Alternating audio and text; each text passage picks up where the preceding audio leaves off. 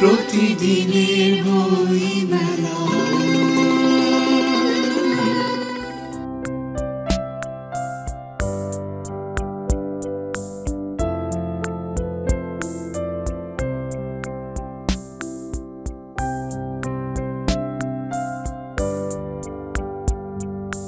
মেলায় এসেছিল শিক্ষার্থী রমিসা চৌধুরী।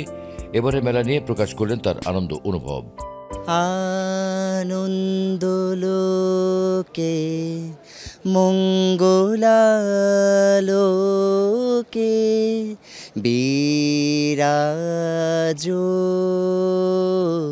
সত্য সুন্দর।